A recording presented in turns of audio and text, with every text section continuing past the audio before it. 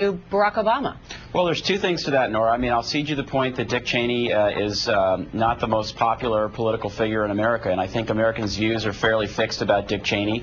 And so from a purely political standpoint, if that's where we're going, obviously having Cheney as a continuing ambassador for these viewpoints out in the public narrative is not extraordinarily helpful. But look, the bottom line is he's a guy that I've watched up close in action, and I have great respect for his judgment and wisdom in this regard. And having seen the face of terror, I walked through Camp X-Ray down in Guantanamo Bay when I was serving in the government, and it changes your nature of the threat to look at the people on the other sides of those fences. And the bottom line is so that just by looking at them, Phil, well, you could tell they were guilty. I could tell basically that they were going to. That they deserved waterboarding.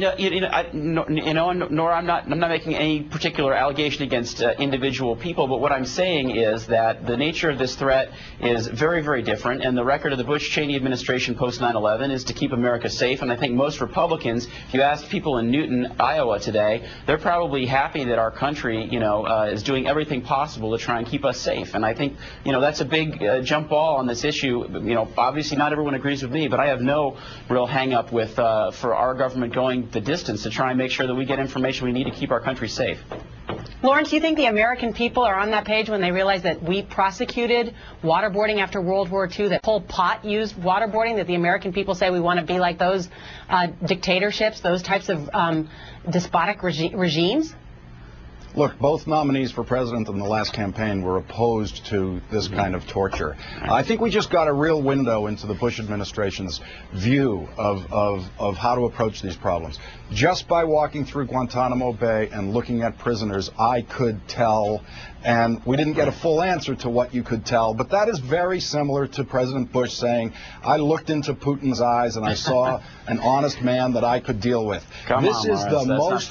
No. This is a very serious thing. It was a trip on your part. I don't think you're going to do it again, because what you just confessed to is the most simple-minded possible approach to governing affairs and serious evaluations of where the truth lies and where the United States should commit its resources, commit its moral imperatives. And for you to be able to say, just by looking at those people in Guantanamo, I knew something about them, is a very, very wrong-headed and very, very dangerous approach to both jurisprudence, and national security. But I'm going to defend myself on this. I'm not pretending to say I was a national security official, nor was I charged in any of this particular responsibility. I happened to, it was a completely unrelated issue. I'm saying that none of us here on this TV show have access to the kind of compartmentalized, sensitive, top secret information that you need to make judgments about these things. So I was trying to make a point there. But certainly I don't want to. The New York Times.